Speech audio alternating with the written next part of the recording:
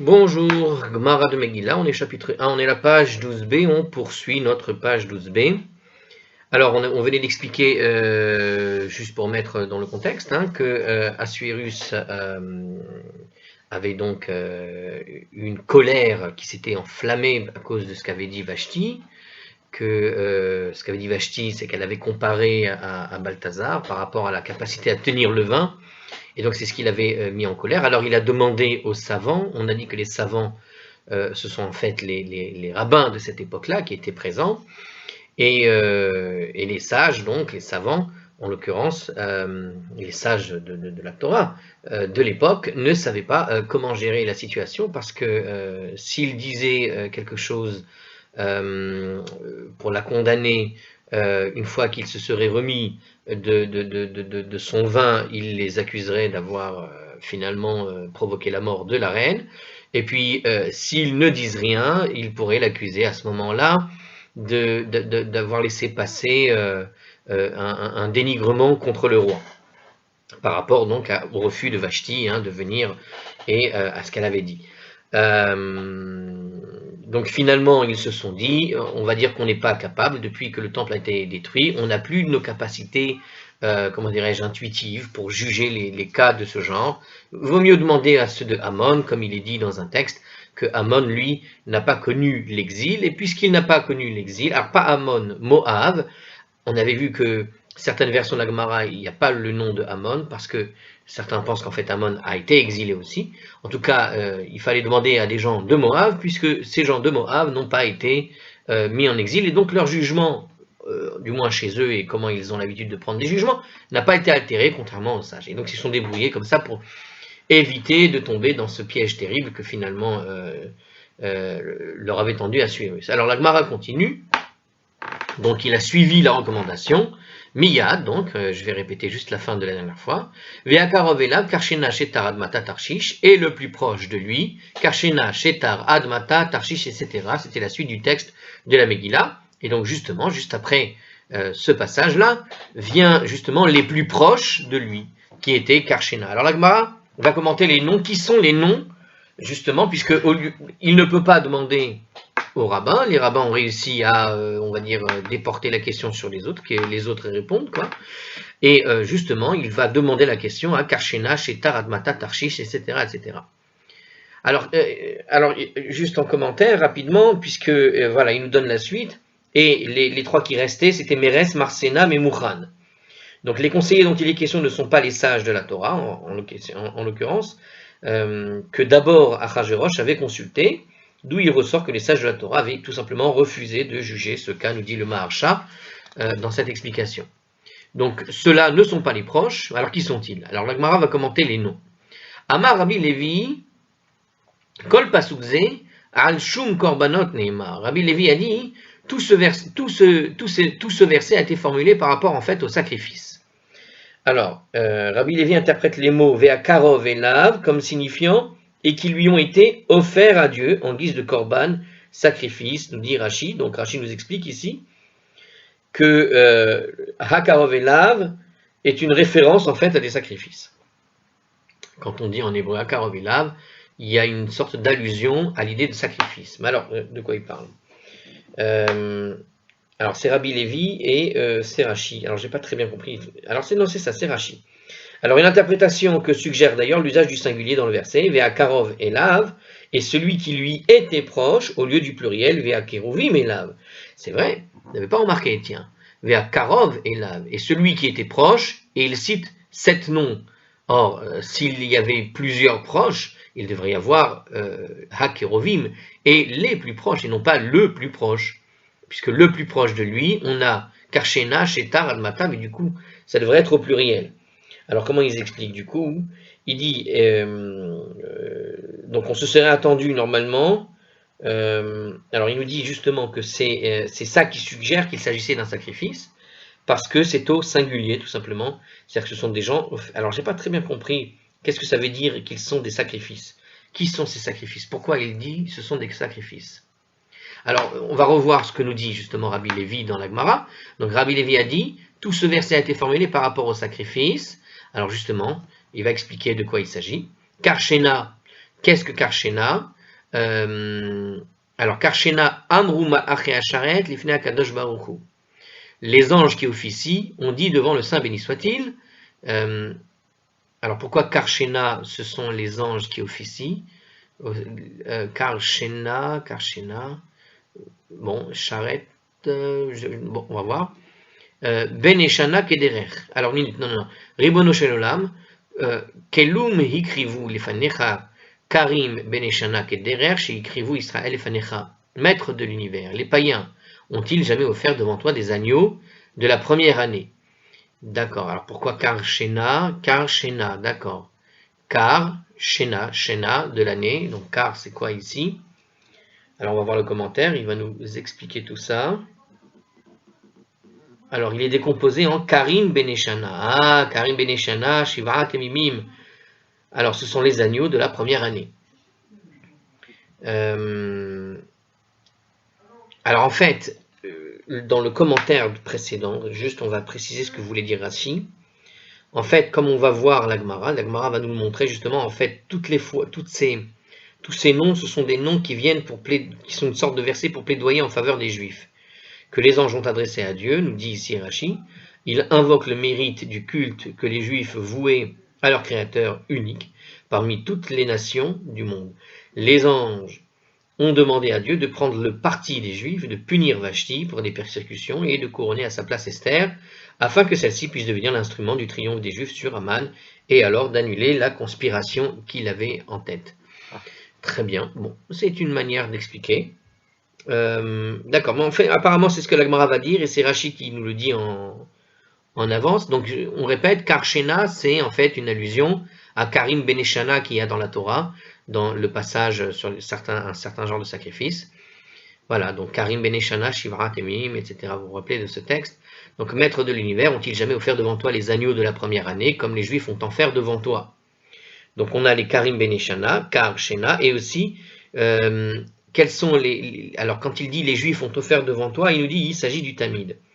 C'est le sacrifice qui est collecté au moyen de l'impôt annuel du demi-shekel et offert quotidiennement le matin et le soir, comme l'indique la Torah dans le verset des Nombres, chapitre 28, verset 3. Ce sacrifice consiste en un agneau de la première année. Donc le Karshena, ok, tout simplement, c'est le sacrifice quotidien. D'accord, celui du matin et du soir. D'accord. Donc Karshena, allusion à Karim Beneshana, première chose. Alors deuxième chose, Shetar, Kloum ikrivu lefanecha shete torim. Shetar, parce que ça sonne shete torim.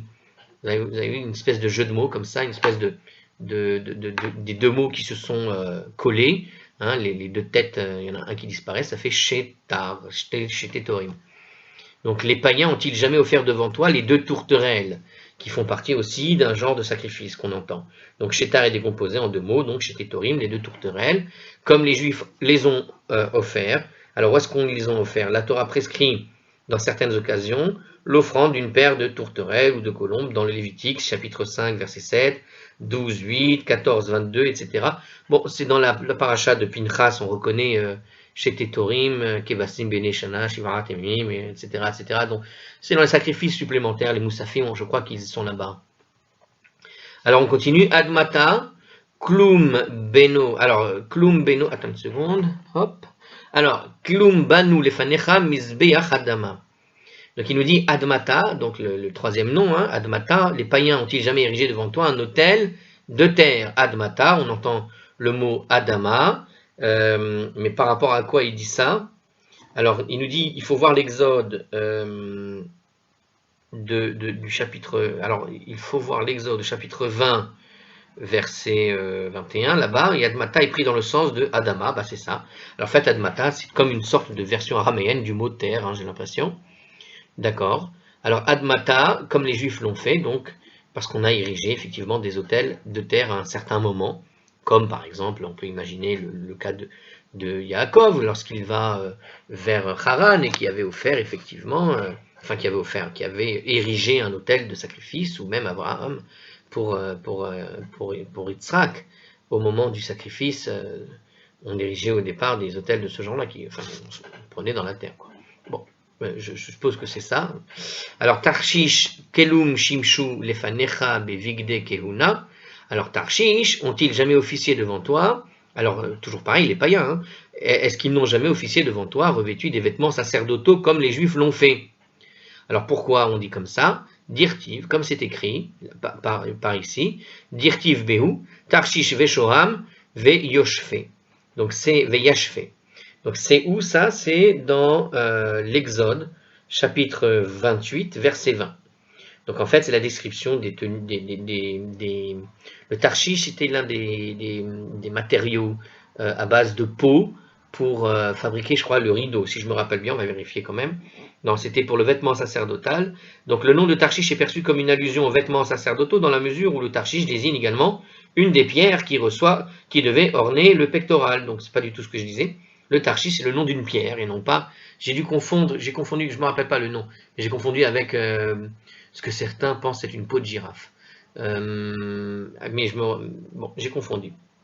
En tout cas, Shoham et Yashfe, ce sont les noms effectivement aussi des pierres qui se trouvaient sur le pectoral. Ce pectoral possède 4 rangées de 3 pierres chacune. Le 4e rangée contient Tarshish, Shoham et Yashfe. Donc la 4e rangée contient les 3 pierres qui sont citées ici par le texte, d'accord, hein, on a fait juste une référence au texte de l'Exode chapitre 28, le verset 20, et il nous dit justement que Tarshish est une allusion donc à cette rangée du vêtement sacerdotal. Donc est-ce qu'ils n'ont jamais officié devant toi avec les vêtements sacerdotaux? D'une certaine manière, donc toujours cette défense que veut nous présenter Rashi ici. Alors, Meres, Klum Mersu Bedam Lefanecha. Qu'est-ce que c'est que Meres? Meres, c'est l'idée donc a priori de remuer. Donc, ont-ils jamais remué? Meres, Klum Meresu, jamais ils n'ont remué, Bedam Lefanecha, le sang des sacrifices devant toi. Donc, toujours pareil, est-ce que les païens ont-ils jamais remué le sang des sacrifices devant toi? Comme l'ont fait les Juifs, donc évidemment sous-entendu par rapport au texte. Alors il nous dit ici, on parle de quoi? Donc Mérès est pris dans le sens de mélanger, première chose. Et deuxième chose, le sang du sacrifice est recueilli dans un récipient. C'est comme ça que ça se passait en tout cas dans le temple. On récupérait le sang et puis on l'appliquait sur les différents points de l'autel. Hein, il y avait 4 coins comme ça, cardinaux. Hein. Quand on prévoit un délai entre la réception du sang et son application, on désigne un Kohen pour remuer le sang afin d'empêcher la coagulation qui le rendrait alors impropre à l'application sur l'autel. Donc quelqu'un venait remuer le sang pour ne pas qu'il coagule, pour avoir le temps de pouvoir en jeter un jet comme ça sur les coins de l'autel. Marsena, alors Meres, Marsena, Kelum Meresu, Menachot, Fanecha. Donc c'est la même racine en fait. On continue avec la racine Meres, Marsena se ressemble. Et il parle ici donc Klum Meresu. Est-ce qu'ils n'ont jamais remué l'offrande de Mincha devant toi comme l'ont fait les Juifs? On parle toujours donc des païens. Donc Mersena est compris en fait Meres Mincha. Marsena, on pourrait le composer en Meres, Na, le Na ferait une sorte d'allusion, d'écho à Mincha. Donc Mincha, voilà, une espèce de jeu de mots, comme ça, une espèce de composé de mots. Et c'est le Meres de Mincha, c'est-à-dire le mélange du sang, pareil.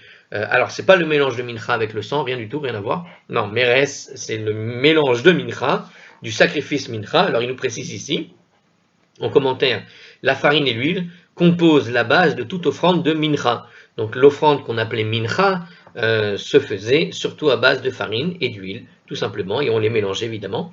Ces 2 ingrédients doivent être mélangés. Donc, Meres, Marsena, c'est le Meres de Mincha.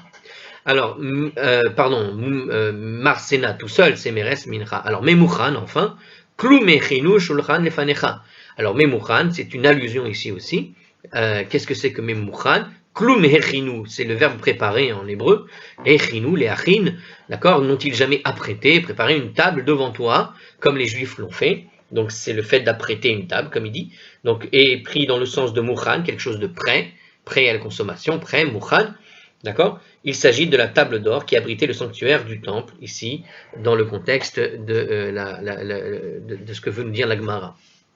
Donc voilà, on a ces 7 allusions, et toute l'idée de ces 7 allusions, c'était simplement de représenter en fait une sorte de défense par rapport au peuple juif, à savoir que chacun des noms de ces 10 proches ont un nom qui a été emprunté en quelque sorte, une sorte de jeu de mots avec les sacrifices qui se faisaient en temple, en rapport, et tout ça pour une sorte de défense en quelque sorte du peuple juif, pour défendre le peuple juif. Les anges ont simplement fait une sorte voilà, d'appel en disant que chacun de ces mots représente un sacrifice et qu'aucun de ces sacrifices n'a été, en tout cas, de sacrifice ou d'ustensiles liés au temple, n'ont été utilisés par des païens pour pouvoir faire ce que Dieu demandait en termes de sacrifice. Donc, alors c'est intéressant parce que on est dans le premier chapitre. Moi, je me rappelle avoir compris, en tout cas à l'époque, que c'était vraiment surtout, comme on avait dit, hein, le problème de Assuérus qui, évidemment, s'était habillé avec les habits du temple et on le reconnaissait avec le tif Ered Gedulato, comme on l'avait expliqué. Mais on voit qu'en réalité, tout ce premier chapitre de la Megillah est rempli d'allusions en réalité au temple, et pas uniquement sur ce que portait en fait Assuérus. Alors, la Megillah continue, Vayomer Memuchan. Et Memuchan a parlé. Alors, Vayomer Memuchan, c'est dans Esther, chapitre 1, le verset 16. Tana Memuchan, Ze Aman. Une braïta a enseigné que quand on parle de Memuchan, en réalité, Memuchan, c'est Aman. Velaman ikra shemo Memuchan. Mais alors, pourquoi est-ce qu'on l'appelle Memuchan? Chez Muchan, les pour Anout. Parce qu'il était toujours Muchan, prêt, destiné au châtiment. Donc, autrement dit, la potence. Donc ici, Muchan, mais Muchan, c'est une manière de dire celui qui est déjà prêt. Il est déjà prêt, il est déjà cuit. Avant même qu'il ne commence à agir, sa potence, elle est déjà scellée dans le ciel et il ne va faire qu'enchaîner en quelque sorte les événements qui vont l'amener à la potence, d'une certaine manière. Donc, mais Muchan, donc on garde toujours ce sens de Muchan, mais là on ne parle plus de la table en or par rapport à l'allusion des sacrifices, mais plutôt cette idée qu'il s'agit bien de Haman, qui est en quelque sorte déjà prêt pour la potence, nous précisent les commentaires. Alors, il précise ici, le nom Memuchan dérive de Muchan, bon c'est pareil que tout à l'heure. Alors il dit prêt, préparé, il le traduit ici par destiné. Ça revient plus ou moins au même, parce que quelque chose de destiné, on peut dire que c'est quelque chose qui est déjà prêt. Donc il y a le concept de destiné, pourquoi? Eh bien parce qu'il est prêt à démarrer ce qui va l'amener à la fin de la Megillah, à la potence. Eh bien, donc c'est ça l'idée. Donc on peut le comprendre par l'idée donc de destiner-le. C'est intéressant d'ailleurs en hébreu d'avoir ça à l'esprit, que quand on parle de destinée, ça veut dire une chose qui est déjà prête. Donc celui qui veut changer une destinée, il faut changer quelques ingrédients à la préparation ou préparer autre chose. Des fois, c'est ça qui peut faire changer une destinée. C'est intéressant, en tout cas dans l'analyse des mots, pour essayer de comprendre un peu le sod de l'hébreu. Ok. Alors Rashi, c'est Rashi qui nous explique la potence, c'est-à-dire que quand on a dit qu'il était prêt au châtiment, et que c'est Rashi qui rajoute qu'il est prêt en fait à la potence, tout simplement.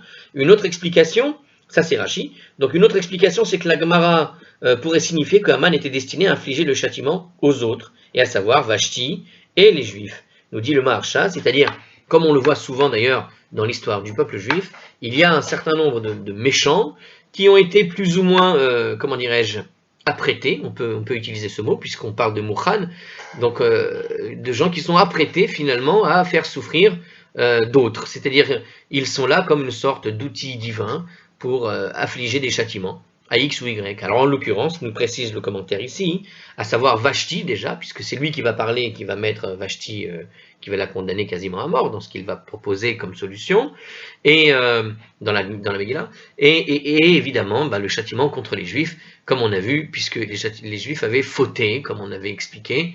Alors ils avaient fauté en participant au repas, mais rappelez-vous qu'on avait analysé la Megillah en disant que la faute, elle était en amont, depuis la Babylonie, lorsqu'ils s'étaient prosternés devant une statue, et c'est pour ça que la Megillah concerne tout le monde et pas uniquement les gens de Suse. Alors, bon, il y a plusieurs, en tout cas le châtiment dont il est question ici ne concerne pas uniquement les gens de Suse, mais l'ensemble du peuple juif. Bon, il y a plusieurs axes de compréhension. Bon, alors on continue.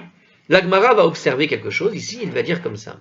Amar Rav Kahana, Mikan Shehediot Kofetz Barosh. Rav Kahana a demandé, à partir de là, on voit que le rustre saute en avant.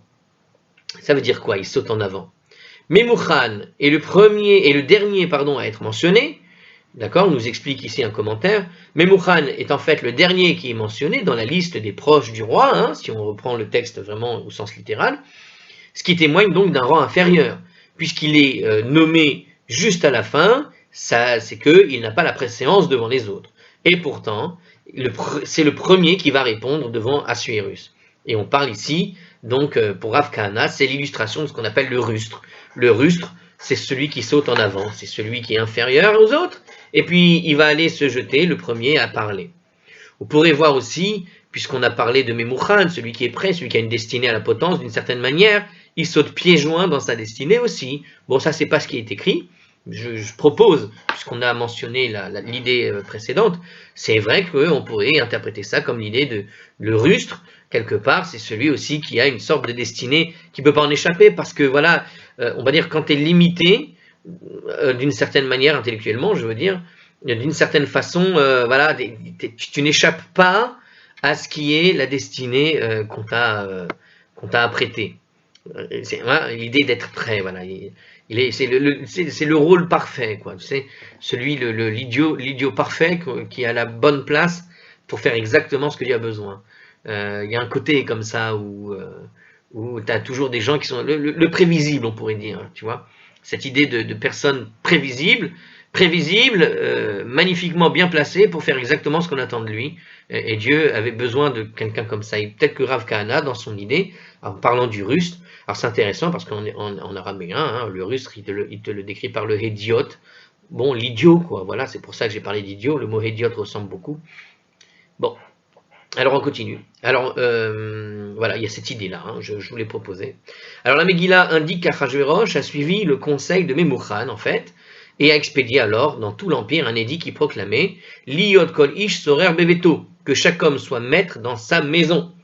Donc le conseil qui avait été donné dans la Megillah, vous vous rappelez, à savoir qu'il avait dit que quelque part ce qu'avait fait le refus de la reine risquait de se propager à toutes les maisons et de créer tout un tas de problèmes entre toutes les familles, puisque chaque femme va se rebeller dans sa maison.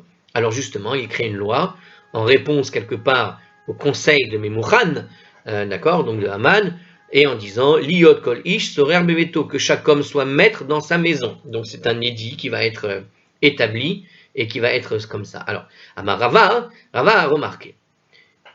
Il male igerot arishonot lo nishtayer meshon ehen shel Israël sarid ou falit. Alors, il nous dit, n'était-ce ces premières lettres de proclamation, il n'y aurait eu aucun rescapé ou survivant parmi les ennemis d'Israël.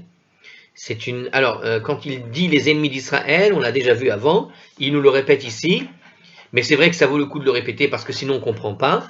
Ennemi d'Israël est une expression métaphorique, antiphrase, qui parle des Juifs eux-mêmes. Les ennemis d'Israël, c'est les Juifs, et comme j'ai expliqué ailleurs, on a aussi l'expression l'ennemi de Dieu, des fois dans la Gemara, quand on parle de l'ennemi de Dieu, quand les rabbins du Talmud parlent de l'ennemi de Dieu, c'est Dieu lui-même en personne. Donc c'est une tournure de phrase un peu typique du Talmud, qui vient expliquer, qui vient parler de Dieu lui-même quand on dit l'ennemi de Dieu, et qui vient parler en fait de l'ennemi des Juifs, c'est les Juifs eux-mêmes en réalité. On est chacun son propre ennemi en quelque sorte. Alors il nous dit comme ça, n'était-ce ces premières lettres de proclamation, celles qui donc ont été envoyées à la suite de l'histoire de Vashti, il n'y aurait eu aucun rescapé ou survivant parmi les Juifs en quelque sorte. Alors pourquoi ? Alors plutôt que de parler d'un malheur qui parle des Juifs, la Gemara préfère recourir à une figure rhétorique qui consiste à l'appliquer à nos ennemis. Donc voilà, bon, alors le commentaire ici est revenu sur l'expression un peu particulière des ennemis d'Israël.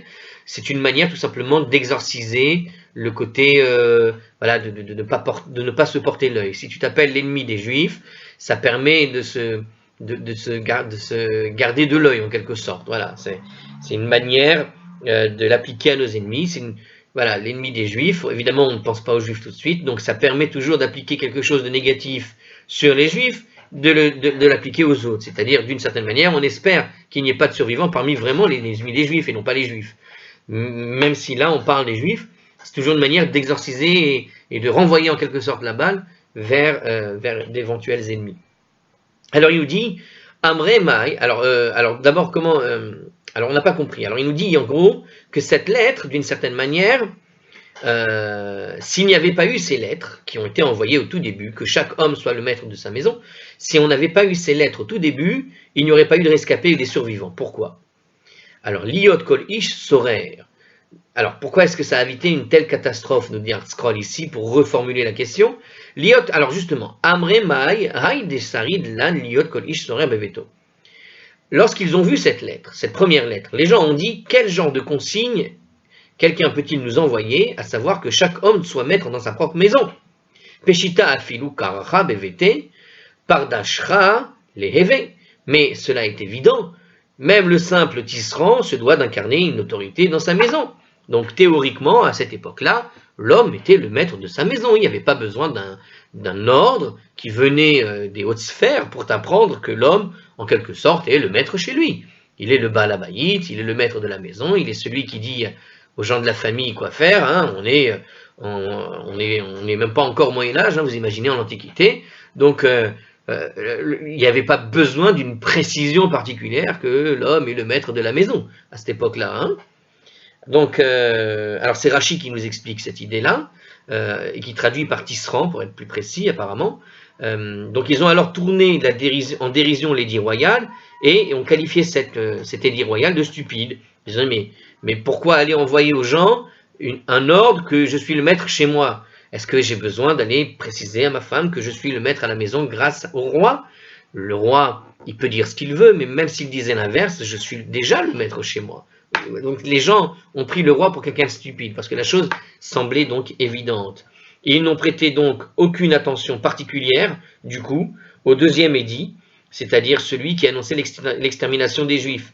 Donc comme ils ont vu que à la tête du royaume, il y avait un type qui donnait des édits royaux un peu bizarres, hein, on croyait ça une espèce de fake, on pourrait dire qu'est-ce que c'est que cette fake news, on croyait entendre le Gorafi, tu vois ce genre de choses. Donc quand le deuxième édit est arrivé, le deuxième édit royal qui annonçait la mort et l'extermination de tous les Juifs, ils ont dit encore une connerie qui vient du dessus, quoi.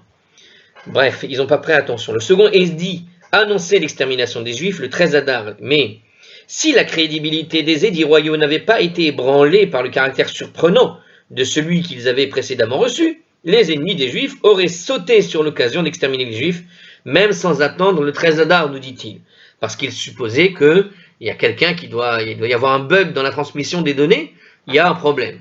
Mais c'est Rachi qui nous explique ça, pas le bug avec la transmission des données, mais d'une certaine manière, c'est comme ça que j'interprète ce que dit Rachi. Donc il nous dit, voilà, il y a un problème à la tête du royaume, les édits royaux qui sortent de là-bas, il doit y avoir quelqu'un qui les trafique, c'est pas possible, ou alors il est idiot. Et parce qu'il est idiot, une ordonnance de tuer des Juifs, on ne peut pas imaginer que la chose soit vraie, ou alors en tout cas on va obéir la date exacte. Alors qu'en réalité, ce que veut dire Rachi, ils auraient sauté sur l'occasion. Hein, on était au Moyen-Âge, hein, rappelez-vous, au Moyen-Âge, quelqu'un tombait dans un puits, on accusait la communauté juive du coin qu'ils avaient kidnappé la personne qui était retrouvée dans le puits. Alors, or, c'est justement ce délai qui a permis le renversement de la situation et la délivrance des Juifs, c'est-à-dire le délai entre le moment du décret où on a annoncé la mort et l'extermination des Juifs, et le moment où les gens vont peut-être prendre au sérieux, et c'est ce qui va permettre de recevoir l'autre décret qui va sauver les Juifs. Donc ce temps de latence, là où les gens se demandent si c'est encore une idiotie qui vient de là-haut, eh bien c'est ce qui a sauvé les Juifs. Alors on poursuit.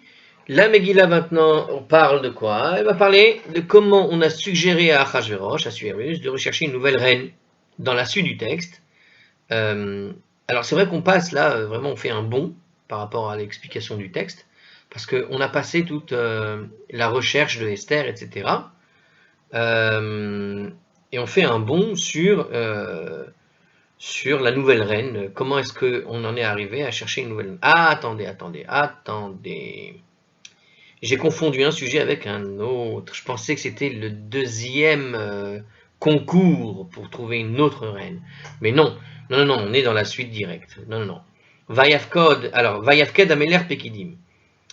Et que le roi nomme des agents dans toutes les provinces de son royaume, afin qu'ils réunissent toutes jeunes filles belles d'aspect, etc., etc. Et Achashverosh suivit ce conseil. Alors, évidemment, nous, on a donné le verset complet, hein, traduit.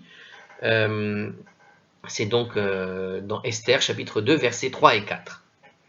Ok? Donc, la reine, finalement, est morte, et on lui a donné ce conseil-là, change-la, au lieu d'insister sur celle qui s'appelle Vashti. Amar Rav, Maïdirtiv, Rav a dit, Mais quel est le sens de ce qui a été écrit? Kol harum ya'ase beda'at ursil yifrosh ivelet. Tout homme avisé agit avec réflexion, mais l'insensé étale sa sottise. C'est la fameuse métaphore de la confiture avec la tartine. Si vous connaissez cette métaphore, c'est exactement ça. Alors, dans le livre des Proverbes, chapitre 13, verset 16, bon, alors évidemment, c'était connu. L'homme avisé agit avec réflexion, mais l'insensé étale sa sottise. Qui illustre l'homme avisé et qui l'insensé? Comment illustrer celui qui est avisé et celui qui est insensé? Alors il nous dit comme ça. Kol harum ya'ase beda'at, zé David. Tout homme avisé qui agit avec réflexion, celui qui est avisé qui agit avec réflexion, si vous voulez un exemple, c'est David. Alors moi je pensais que c'était que les proverbes ici illustraient le concept de de celui qui, quand il n'a pas de connaissance, en général, il va étaler justement sa connaissance, qui est très faible. Alors il va, en général, vouloir montrer qu'il est très connaisseur, et il va donc donner tout ce qu'il a, et ça remplit l'équivalent de tartine, alors que l'autre c'est un pot de confiture. Je ne sais pas comment expliquer la métaphore. Bon, en tout cas, il nous explique ici ce que ça veut dire. Si vous voulez un exemple de ce qu'est un homme avisé qui agit avec réflexion, tu regardes qu'est-ce qu'a fait David. Dirtiv, comme il est dit, comme il est écrit, et ses serviteurs, le David, lui dirent que l'on cherche à l'intention de mon Seigneur le roi une jeune fille pour l'assister. Alors, on parle de quel passage ici? Dans le livre des rois, chapitre 1, verset 2. Alors, c'est le livre des rois 1, au chapitre 1, verset 2. Donc, il y a un passage comme ça qui dit, et les serviteurs de David donc lui dirent que l'on cherche à l'intention de mon Seigneur le roi une jeune fille pour l'assister. Et lorsque le peuple a appris que le roi recherchait une jeune femme, donc seulement, comme le précise le verset, Kol mandaha vale, berata aite nihele. Quiconque avait une fille la lui a ramenée. En effet, chacun souhaitait que sa fille devienne l'élu du roi. Donc, on a conseillé à David de se marier, en gros, et tout le monde a voulu lui apporter une fille. Ursil, yifrosh, ivelet, zé Achashverosh. Mais l'insensé étale sa sottise. C'est qui? Il s'agit d'Achashverosh. Pourquoi? Dirtiv, veyafked ameler pekidim. Comme il est dit, et que le roi nomme des agents pour réunir donc toutes les jeunes filles du royaume, etc. Donc voyant qu'Assuérus voulait faire emmener à son palais toutes les jeunes filles pour cohabiter avec elle, et finalement n'en choisir qu'une seule parmi toutes pour être son épouse, Kolman dahavale berata, itmera mine. Quiconque avait une fille l'a en fait cachée de lui. Donc quel est l'homme insensé? Il étale sa sottise, il est étalé justement l'idée du fait que les jeunes filles, à l'exception d'une seule, seraient victimes du roi sans accéder à la grandeur. Voilà. Parce que ce que nous raconte le texte ici, clairement, c'est qu'en gros, il pratiquait ce qu'on appelle le droit de cuissage, et que toute femme qui venait au palais se faisait véritablement violer, quoi. Alors, soit violée, soit les femmes qui venaient avec l'espoir de devenir reine. Mais celui qui avait une fille, qu'est-ce qu'il faisait? Il nous dit, il la cachait de lui. Et c'est pour ça qu'il fallait nommer des agents pour les trouver en quelque sorte. Alors, il y a une chose intéressante à voir ici, que j'avais lu quelque part dans le Hard Scroll de la Megillah, justement. C'était quoi déjà? C'était sur ce passage-là, cette notion un peu de droit de cuissage qui se faisait par Assuérus. En fait, Assuérus, oui, ce que j'allais dire, c'est ça. C'est-à-dire que quand il y a écrit dans le texte, alors ils l'ont pas précisé ici, mais puisqu'on est là, il y a écrit toute femme de belle d'aspect. C'est écrit comme ça. Alors peut-être qu'ils en parleront après, mais une femme belle d'aspect, ça ne veut pas forcément dire une jeune fille. Ça veut dire une femme belle d'aspect. Ça veut dire même les femmes qui étaient mariées étaient embrigadées pour aller chez le roi éventuellement. Et il y avait un côté comme ça chez Assuérus. En tout cas, c'est ce que disent certains commentaires, il me semble. Alors la Megillah continue. Ish Yehudi aya b'Shushan Abira, etc. Ish Yemini. Il y avait un homme juif à Shushan, la capitale, etc., un Benyaminite. Alors, il est de Binyamin, c'est dans le verset 5 du chapitre 2, dans Esther, évidemment. Donc, voici le verset en entier. Il y avait un homme juif, littéralement un homme de Juda, à Shushan, la capitale, dont le nom était Mordechai, fils de Yaïr, fils de Shimi, fils de Kish, un Benyaminite. Alors, Ish, Yehudi, ne veut pas dire un homme juif, il veut dire un homme judéen, si on doit traduire correctement. Alors évidemment, on le traduit par un homme juif, mais, et c'est ce qu'ils ont mis entre parenthèses ici, littéralement un homme de Juda, et c'est comme ça qu'il faut le dire en réalité. Un homme juif ici, il faut toujours remettre, surtout de ce texte-là, parce qu'il est vraiment la première mention, en fait, de ce qu'était un juif en dehors de la terre de Judée. Donc c'est important de lui, à l'époque où les gens appelaient les juifs, on appelait les juifs celui qui habitait la Judée, tout simplement. Et c'est l'une des premières mentions de ce mot juif en tant que juif, mais en dehors de sa terre, c'est-à-dire un judéen en dehors de sa terre. Et bien qu'il ne soit plus dans la terre de Judée, qu'il n'y habite plus là-bas, on continue de l'appeler le judéen. Donc c'est ça le mot juif. Et c'est de là que tu comprends vraiment l'étymologie du mot juif en français et dans toutes les langues. Au départ, ça veut dire l'habitant de Judée. D'ailleurs, en allemand, vous dites Juden, Yehuda, on entend bien le mot. Il n'y a que dans le mot, qu'en français qu'on n'entend pas très bien.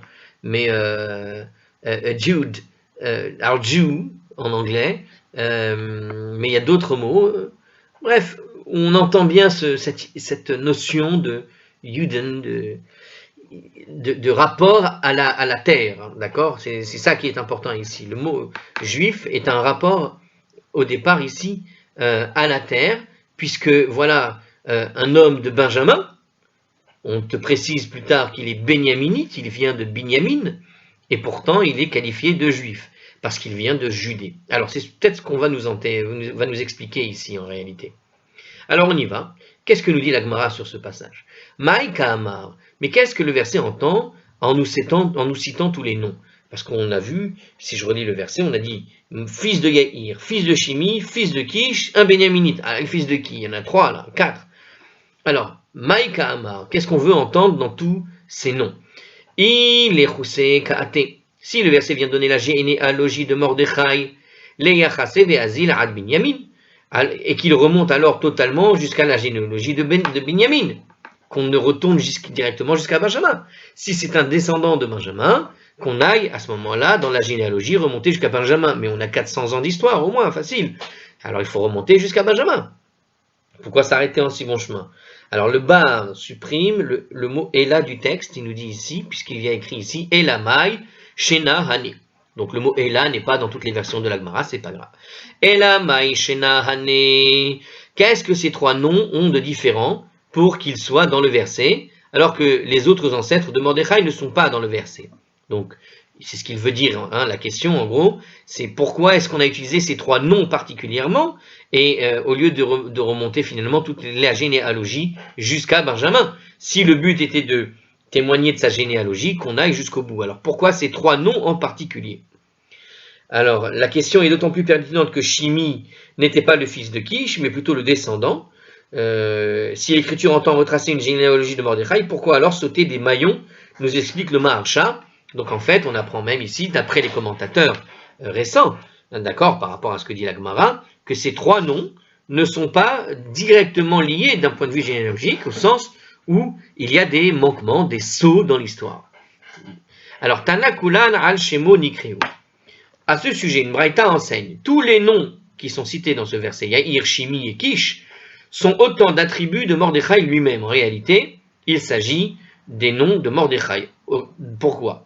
Ben Yaïr, Ben Sheheir Einehem Shel Israël Bitfilato. Il est appelé le fils de Yaïr. Dans Yaïr, le mot Yaïr en hébreu est un dérivé, avec le Aleph, est un dérivé du verbe voir. Pourquoi? Et justement, c'est un fils, il a été Ben Sheheir, il est le fils qui a illuminé, qui a fait voir donc, qui a illuminé les yeux des Juifs à travers sa prière, nous dit ce que dit cette braïta. On précise que Yaïr et Heir, donc c'est la même source, c'est la même, c'est Yaïr. Yaïr, c'est le verbe Heir, qui veut dire illuminer, D'accord, avec le hé avant, ça veut dire faire voir, hein, faire la lumière, donc illuminer. Ok, et il précise encore, comme c'est écrit dans le verset, il nous dit la Yehudi Maïta Ora, pour les Juifs, ce fut la lumière. Donc on a dit que Mordechai, on lui a donné le nom de Ben Yair, le fils de celui qui illumine, en quelque sorte, il est celui qui illumine. Pourquoi? Parce qu'à la fin de la Megillah, au chapitre 8, au verset 16, qu'est-ce qu'on dit? Pour les Juifs, Haïta Ora Besimcha. Ce fut la lumière et la joie. Donc on parle de quoi? Il y a eu une illumination en quelque sorte, la lumière par rapport à une période de ténèbres. C'est-à-dire que on retrouve on retrouve la lumière dans une période où tout était sombre dans un sens très métaphorique. D'accord? Parce qu'ils ont été sauvés grâce à la prière de Mardoché, nous précise ce commentaire du Maharsha. Alors on continue, on a dit qu'il y avait 3 noms. Il y a Ir, Shimi et Kish. Alors Ben Shimei, Ben Sheshama, El Tefilato Shimei, avec Aleph, quand on prononce bien, en français on n'entend pas, et en prononciation ashkénaze on n'entend pas non plus, mais Ben Shimei, il y a en fait trois syllabes, Shimei, Shimei si vous voulez. Donc il y a cette idée de Shimei, ok? Quand on l'écrit en français on n'entend pas, on dit chimie, c'est le fils d'un grand chimiste, non, rien à voir. Alors Shimei, ça vient de l'Ishmora, en hébreu, qui veut dire écouter. Et pourquoi? Il est donc le fils dont Dieu a écouté la prière, en quelque sorte. Donc le nom Shimei provient de Shamar, il a entendu, il a exaucé. Alors c'est marrant comment dans ce livre, comment ils ont voulu, dans ce commentaire qu'ils font, alors c'est pas le Maharsha ou Rashi qui parle, mais c'est ArtScroll qui parle. Et voilà, je ne sais pas si je l'ai expliqué, mais c'est vrai que le livre a été fait par des Ashkénazes et le Aïn est difficile pour les Ashkénazes à prononcer. Donc on utilise un mot qui est facile à retenir, qui vraiment ne peut être utilisé que sur 2 syllabes, Shama. Mais c'est pas Shama, c'est le mot Lishmo'a, avec le Aïn bien prononcé, et ça devient beaucoup plus facile à comprendre Ben Shimei quand tu l'entends, parce que tu entends la racine Lishmo'a tout de suite, alors que si tu dis Shimi, tu as besoin d'utiliser un mot qui se prononce un peu pareil avec un Aïn muet, comme dans Shama. D'accord? Et encore, il n'est pas muet normalement, mais Shama, Shimi, ça ressemble, il y a une syllabe qui change. Non, le problème, c'est que c'est une racine à 3 lettres et que la 3e lettre est une consonne qui doit se prononcer si on veut comprendre le texte correctement. Parce qu'à ce jeu-là, on aurait pu mettre n'importe quel mot, Shin même, et ce qui suit avec un Yud, avec un Aleph, ou je ne sais quoi. Alors, c'est ici l'Ishmoa, hein, écoutez. Donc, parce que Dieu a écouté la prière. Ben Sheshama El Tefilato, évidemment. En fait, j'ai fait un faux procès aux Ashkénazes de ArtScroll parce qu'il y a écrit Ben Sheshama. C'est le texte lui-même qui le dit. Ben Sheshama El Tefilato, car il a écouté la prière. Donc ils ont simplement répété en expliquant par rapport à ce que disait la Gemara. C'est de ma faute, je ne vais pas effacer, dommage. Alors Ben Kish Shehakish Al She'are Rachamim Veniftechulo, et il est appelé le fils de Kish. Pourquoi? Parce que ici il a pour avoir frappé aux portes de la miséricorde. Alors Kish, qu'est-ce que ça signifie? Alors il nous explique. Le mot Kish provient de Lehakish, frapper comme avec un marteau, je crois. Lehakish, frapper. Donc on a ici l'idée de frapper quoi? Frapper les portes de la miséricorde. Car il avait imploré le salut pour les Juifs et les avoir vus s'ouvrir devant lui. Donc c'est ce que nous dit ici le texte ici. Ben Kishei Kish al Sha'are Rachamim, parce qu'il a frappé les portes de la miséricorde. Veniftechulo, elles se sont ouvertes pour lui. Très bien. Alors, il rajoute des mots entre les trucs qui sont vraiment pas forcément utiles. Bon, elles se sont ouvertes pour lui, on a besoin de dire, il les a vues. Pourquoi tu as besoin de voir les portes de la miséricorde? Elles se sont ouvertes, point. C'est bon. Alors, on continue. La Gemara relève une apparente contradiction à propos de ce verset. Car elle est Yehudi, Alma mi Yehuda, Kaate. Ah bah alors justement, la discussion sur Yehudi, Yehuda, on a expliqué tout à l'heure que c'est un Benjaminite de la tribu de Benjamin, et voilà qu'on explique que c'est un Yehudi. Or, Yehudi, c'est aussi le dérivé du mot Yehuda au sens ethnique du terme, c'est-à-dire un descendant, non comme les Benjaminites sont les descendants de Benjamin, eh bien Yehudi, ce sont les descendants de Yehuda. Yehuda, les Juifs, descendants donc du fils de Jacob, un des fils de Jacob, Yehuda. tout comme les Lévis sont les descendants du fils Lévi de Jacob, tout comme les Shimoni, descendants de Shimon, tout comme les voilà tous les autres, etc. Bon, Zévouloni, non, pardon, ça c'est autre chose. Alors on continue. Qu'est-ce qu'il nous pose comme question? On reprend. Alors Karele. Le verset a qualifié Yehudi Alma Miyoudi Kaate de Yehudi, c'est donc qu'il vient de la tribu de Yehuda. Quand on dit Yehudi dans la Torah, la plupart du temps, alors j'ai déjà donné la réponse, je vous le dis, mais la plupart du temps, ça veut dire qu'il vient de la tribu de Yehuda. Vekarele Yemini Alma Mi Binyamin Kaate. Or, il est qualifié de Benyaminite à la fin du même verset. Donc il vient de la tribu de Benjamin. Alors à quelle tribu il appartient vraiment? Alors c'est Rashi qui nous pose la question, ici, dans le commentaire d'Esther. Il indique en fait un moyen simple de lever la contradiction. En réalité, Yehudi est un terme général qui désigne tous les juifs, y compris les membres de la tribu autre que Yehuda. Puisqu'ils ont été exilés avec les rois de Yehuda, cet emploi est fréquent dans la Megillah et dans les autres livres de l'écriture. Donc Mordechai est qualifié de Yehudi, d'où dérive d'ailleurs le mot juif, en dépit de son appartenance certaine à la tribu de Benjamin. Néanmoins, la Gemara souhaite interpréter ce verset d'un point de vue du Midrash. Donc en fait, Rashi vient de nous donner l'explication que je vous ai donnée tout à l'heure. Donc l'explication que je vous ai donnée tout à l'heure était une explication Rashi qui est en général expliquée un peu partout dans les synagogues et compagnie. Donc ici, le mot Yehuda, donc comme on a expliqué, Yehudi veut dire juif au sens que il vient de la Judée. Et comme il n'a resté que la Judée, que toutes les tribus y ont habité à un moment donné dans cette grande Judée plus tard, tout le monde appelait juifs ceux qui viennent de Juda. On peut expliquer ça aussi par la tribu de Yehuda Benjamin. Le royaume de Yehuda on se rappelle que le royaume d'Israël avait été coupé en deux entre le royaume de Yehuda et le royaume de Benjamin, et le royaume de Yehuda était compris avec les deux tribus que sont Yehuda et Benjamin. Et comment étaient appelés les habitants de ce royaume? Eh bien probablement les Yehudis, pareil, ceux qui habitent dans Yehuda, c'est-à-dire dans le royaume de Yehuda. On peut le dire comme ça, ce qui revient à dire celui du territoire de Yehuda, en quelque sorte, qui s'est étendu à celui de Benjamin sous la houlette du royaume. Donc on est dans cet état d'esprit. Donc tout ce qu'on appelle juif n'est pas nécessairement exclusivement de la tribu de Yehuda, mais tout celui qui est rattaché au judaïsme et à la terre du peuple juif, c'est-à-dire même toute la terre d'Israël. Et donc aujourd'hui, quelque part, un Bné Israël pourrait être qualifié de juif. C'est ce que vient de nous expliquer Rashi, puisqu'il dit que tous les exilés ont suivi plus ou moins les juifs à leur retour, et même ceux des autres tribus d'une certaine façon. Donc quelque part, aujourd'hui, le peuple juif, dans la terminologie de Rashi, sont tous mélangés, et on a choisi le terme générique de Yehudi pour qualifier tout celui, quelle que soit l'origine de sa tribu, tout celui qui est tributaire de ce territoire de Yehuda, tel qu'il a été appelé à un moment. Alors, Amar Rav Nachman, Mordechai, Mukhtar Benimoussou, Haya. Rabbi Nachman a dit, Mordechai était couronné de ses noms, tout à la fois honorable de la tribu de son père et celui de la tribu de sa mère, comme l'explique maintenant la Gemara. Donc il y a un Midrash qui va nous raconter qu'en réalité, ce sont des noms issus de sa propre généalogie, finalement, mais du père et de la mère. Donc le Maharsha, c'est le Maharsha qui explique Rashi ici, qui vient nous expliquer justement cette idée d'honorabilité de la tribu du père et de la mère, et que ça s'explique comme ça. Mais c'est la Gemara qui l'explique derrière. On a juste une preview de Maharsha sur Rashi. Amar Rabba alors, je répète. Amar Rabba bar Chana, Amar Rabbi Yoshua ben Levi. Rabba bar Chana a dit au nom de Rabbi Yoshua ben Levi, Aviv mi Binyamin ve'imum Yehuda. Le père de Mordechai venait de la tribu de Binyamin et sa mère de la tribu de Yehuda.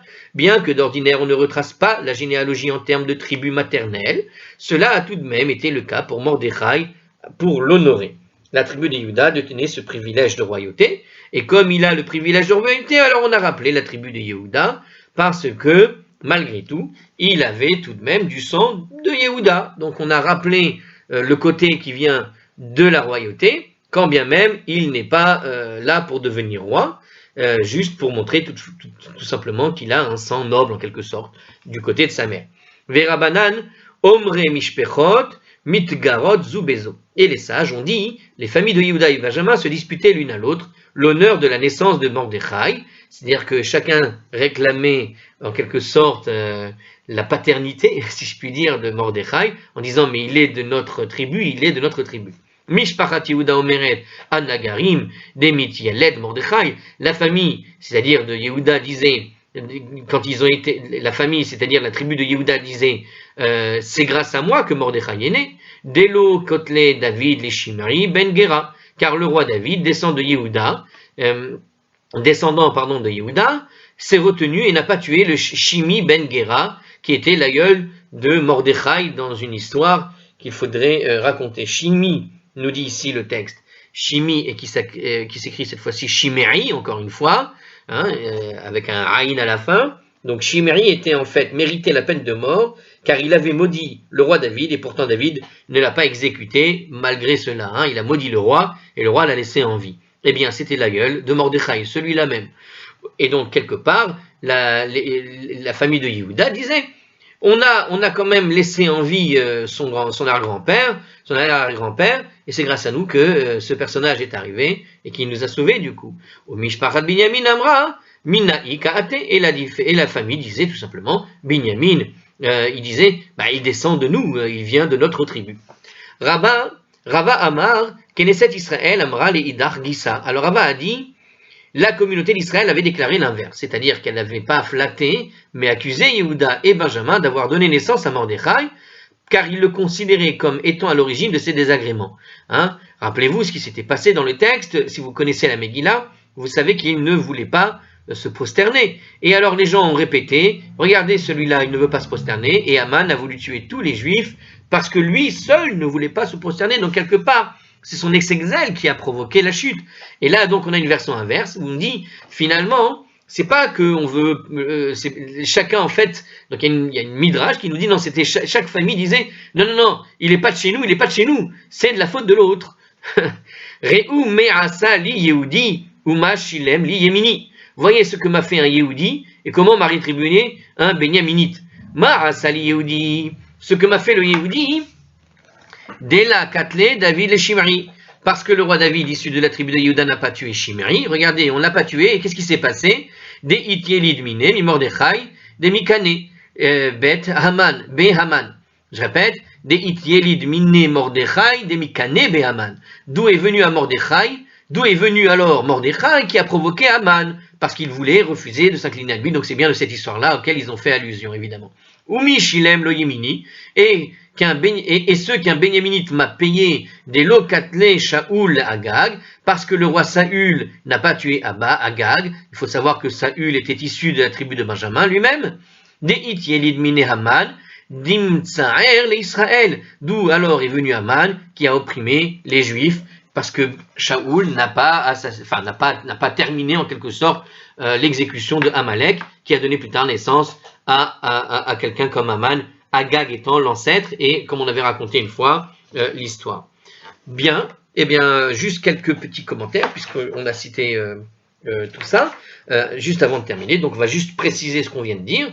Donc, alors sur le Shimeri, alors on a déjà expliqué qui est Shimeri. Alors on avait raconté cette fameuse histoire avec Yehuda et Shimeri. Par contre, ce qui s'était passé, il nous renvoie à la page 12b. Alors peut-être, je vais la revoir 2 secondes, mais je sens que c'est l'histoire, la fameuse histoire, si j'ai une bonne mémoire, je sais pas, c'est la fameuse histoire où la tribu de Yehuda avait pris en boycott, quoi.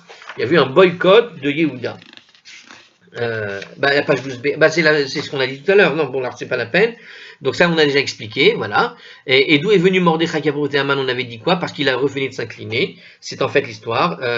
Alors il nous dit quand même, dans le commentaire, justement, qu'il a eu raison de ne pas s'incliner malgré tout, parce qu'on lui a quand même fait le reproche au début, puisque le fait qu'il ne se soit pas incliné, c'est ce qui a provoqué la haine de Haman, et la haine de Haman ne s'est pas limitée à Mordechai, ça lui a donné un prétexte évidemment pour tuer tous les Juifs.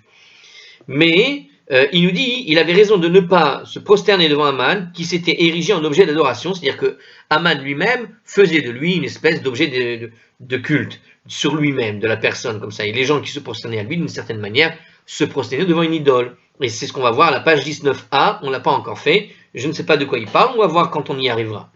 Cependant, les Juifs de cette génération ont accusé Mardoché d'être la cause de leur malheur, puisque quelque part, il a été le point de départ de l'enchaînement des événements qui a failli mener à l'extermination des Juifs.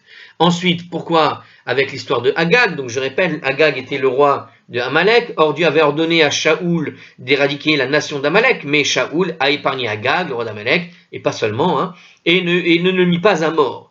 Et en dépit de cette intervention rapide de Samuel qui répara cette erreur, il a exécuté lui-même Agag, d'accord? Là-bas, dans le livre de Samuel 1, 15, 2 à 9, eh bien, ce dernier a eu, entre-temps, la possibilité de concevoir un enfant, dont Aman sera plus tard le descendant, et de là est venu tous les problèmes du peuple juif depuis. Et voilà, voilà Amalek. Alors, je vous dis à la prochaine, et on fera la suite une autre fois. On rappellera cette histoire rapidement, puisqu'il y a une suite ici présente.